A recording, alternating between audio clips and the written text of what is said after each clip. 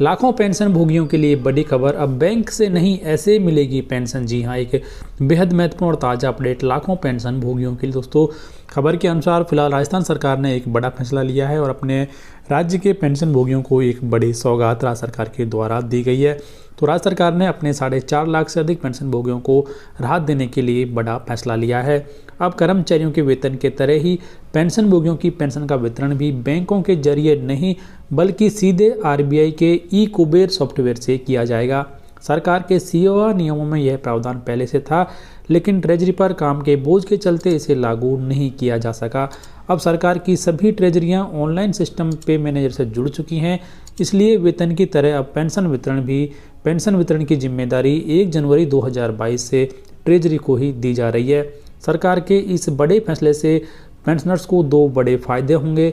नए पेंशन भोगी का ट्रेजरी से पेंशन निर्धारण होने के बाद उसकी फाइल बैंक जाती है। इसके बाद बैंक पेंशनर्स के लिए अपने स्तर पर एक अलग फाइल तैयार कर उसे अपने हेड ऑफिस भेजता है। इस पूरी प्रक्रिया में 4 से 5 महीने का समय लग जाता है और पेंशन निर्धारण होने के बावजूद पेंशनर्स को पेंशन नहीं मिल पाती है। अब पेंशन निर्धारण करने वाली ट्रेजरी ही पेंशन वितरण का काम भी करेगी। तो जिस दिन कर्मचारी रिटायर होगा उसी दिन से उसके खाते में पेंशन डाली जा सकेगी। तो ये पहला और बड़ा फ़ायदा यहाँ पर पेंशन भोगी को मिलने वाला है कि अब उसे अपनी पहली पेंशन पाने के लिए इंतजार नहीं करना होगा। जिस दिन वो रिटायर होता है उससे अगले दिन ही उसकी पेंशन यहाँ पर जारी की जा सकेगी।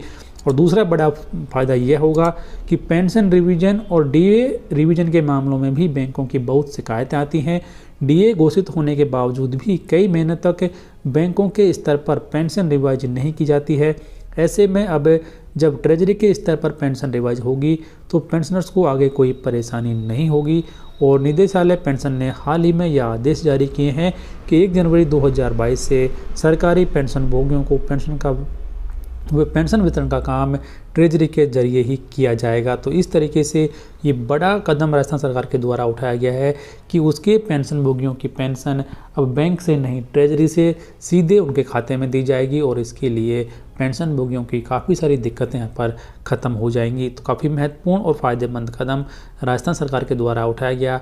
इसके बारे में आपकी राय कमेंट बॉक्स में लिखकर ज़रूर बताएं।